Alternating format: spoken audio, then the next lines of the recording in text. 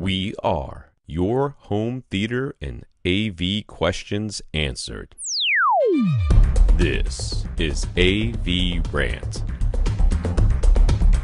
Want your home theater or AV question answered by Tom and Rob? Send it to question@avrant.com. Welcome to AVRant. I'm Tom Andry, and I'm here with Rob H. Ryan. Ryan has a 5.1 speaker set up in his living room, which is open to the dining room and the kitchen behind it. He's interested in adding 4 Atmos speakers to bring him to 5.1.4. Dolby recommends in-ceiling speakers to be at 45-degree angles from the listening positions for the top, front tops and top rears. With his current setup, that would roughly place his rear heights behind his surrounds by about 6 inches. Will this be a problem since Dolby's guides wants the rear surrounds to be behind the Atmos speakers? He sits 11 feet from his 88-inch projection screen, and he could move the couch forward a little, but he really can't move the speaker locations because of windows and wall cabinets and all that. Wall cabinets in the room. So what should he do? Dude, what is he talking about?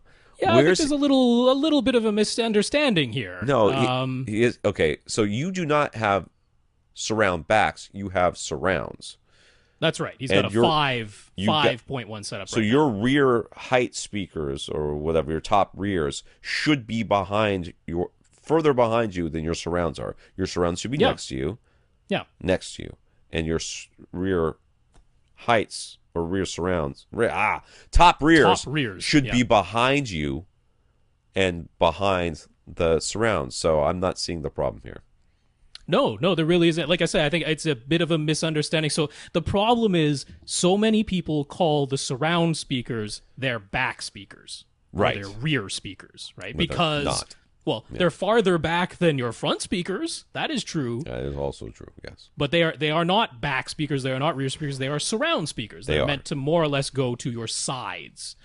So, Should not call only side that. speakers.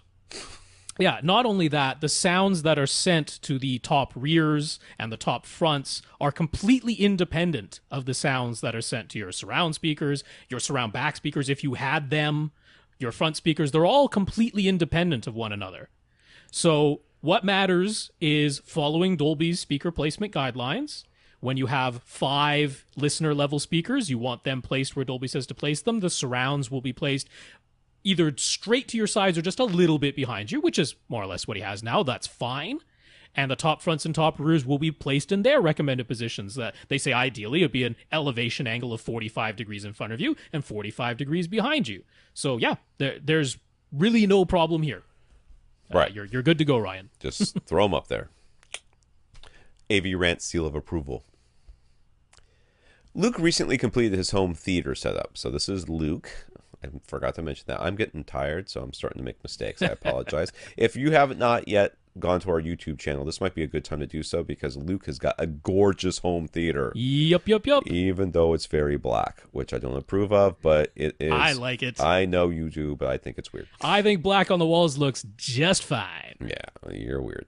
All right, Luke completed his home theater setup. It looks fantastic. He's having some subwoofer woes, though. He went with 2 Klipsch 12-inch down-firing 300-watt subs. He has them positioned to the left and right of his 135-inch projection screen, so they're both on the front wall. The room is roughly 20 feet long, 14 feet wide, 8 feet high, but it's not a perfect rectangle. It is possible he could move one of the subs to somewhere along the back wall, but he prefer to leave them where they are if possible. His AV receiver is a Yamaha RX-A2050 with YPOW RSC, which is reflected sound control. Is that right? That's it. That's the one. With all of the variables, placement knobs, and YPOW settings, he's having some trouble getting the subs perfectly dialed in. Could we tell him the best way to adjust things for optimal performance? Yes. You could put them in a different place. They are at the front of the room, which is not optimal. I know they look nice and sexy up there, but that's not where they belong. You should put one, I think in this room, if you can, you should put one. That's really kind of hard to see. In the front right corner and the rear left corner, perhaps? I'm trying to see if there's a, that's what that seems to me, but I think it might be next to that red thingy if we do that. So one of the issues is that it isn't a perfect It's a little rectangle. L. It's a little L. Yeah. It does have this section that bumps out where he's got a very nice little concession stand area with a popcorn maker. That's very cool. It is. I like that a lot. But yeah, it isn't a perfect rectangle. So the straight, put one on your front wall, one in your back wall, isn't necessarily going to result in ideal. You right could away. put one in the front of your room, like a little bit, right next to your center channel, and then put one in the back of your room behind you, like a little bit to the other side of where the center channel would be, and I think that would be fine. But he doesn't want to do that. Okay, right. That's not what's going to happen. The solution to this problem that will be as easy as what is basically just moving a speaker around, a couple of speakers around, and your bass will get better because of it.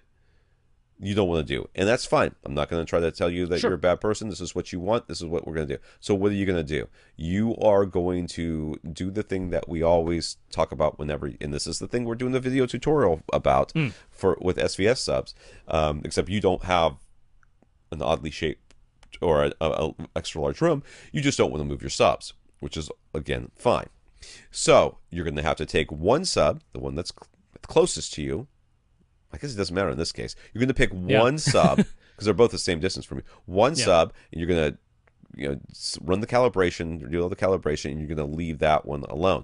And then you're going to take the second sub, and you're going to adjust the phase knob on it if it's got one. Little by little. Until the sweeps that you're playing start to sound more uniform from seat to seat. Yeah, so what you have to do is you're playing you're playing a bass sweep on repeat. You've left one of your subs with its phase knob at 0 degrees. Just leave it there. And the other one you're adjusting. Ideally, you just adjust it 3 degrees at a time if you really want to do the painstaking version.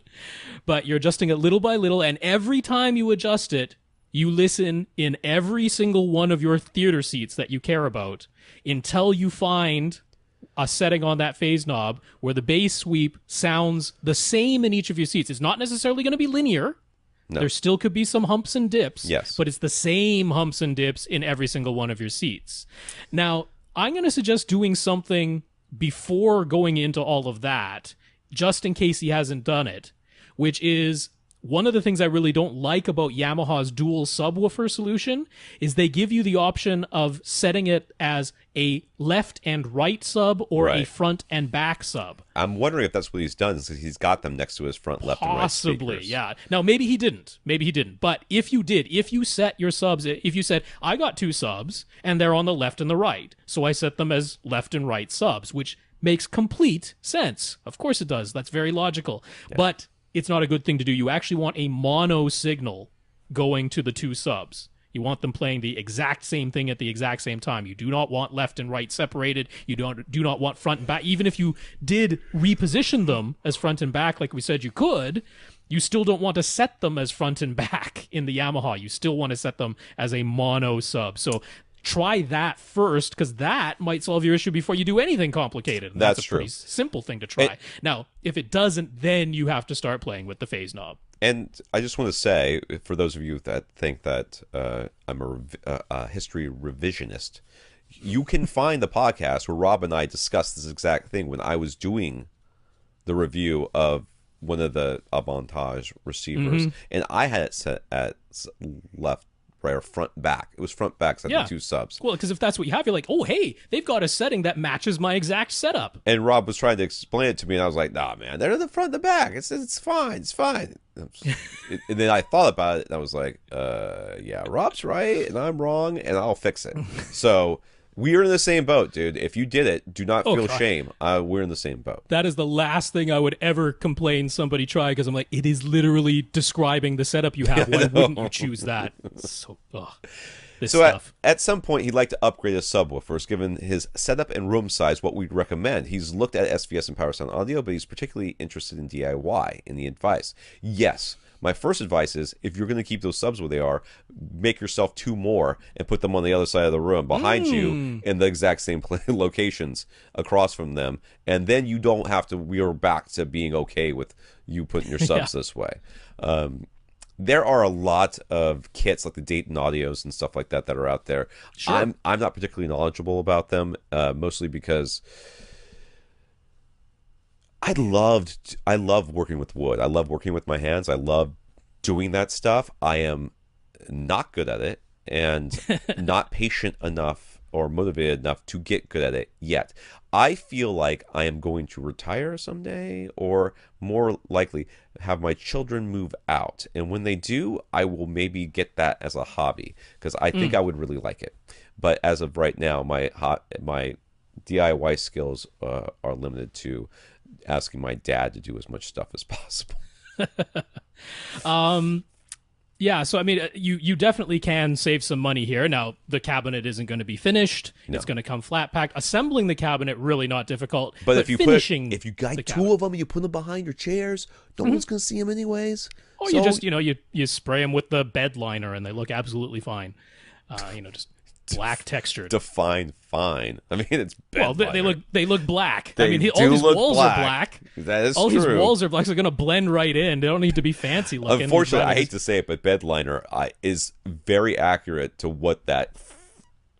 whatever that texture is that you get on a lot of speakers. Oh, yeah. Just like basically that. What it is. So, the finishing, it doesn't have to be. I wouldn't leave it as bare MDF. That would look weird. Yeah. But it doesn't have to be complicated finish. So, my main suggestion, especially if this is like kind of the first time you're building a DIY subwoofer, not that I've done it myself, but just going by the education I've had from other sources and that, stick with a sealed design.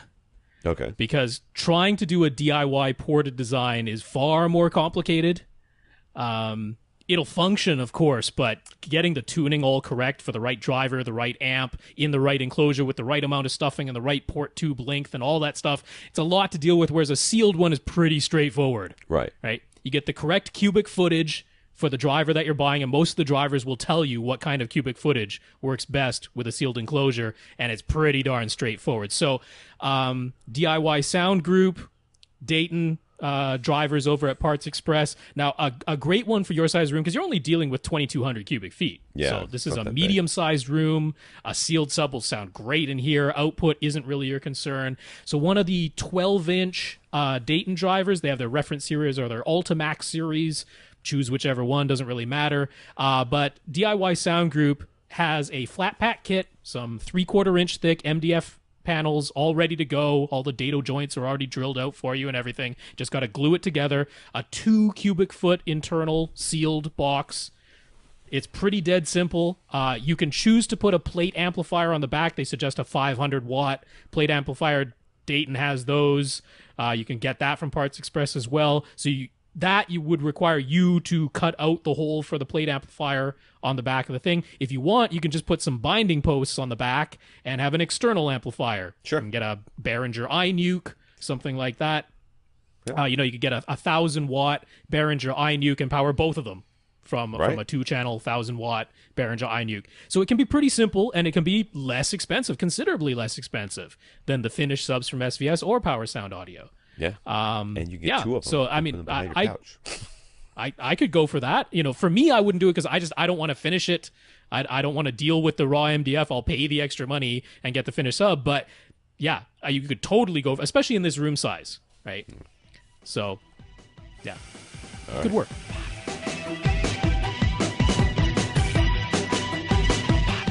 Want your question answered? Send it to question@avrant.com.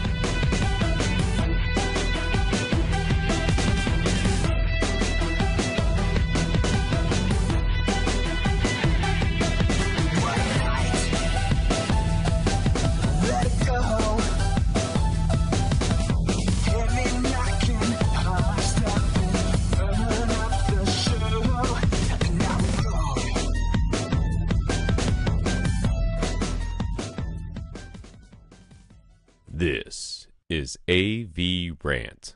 Now go out and listen to something.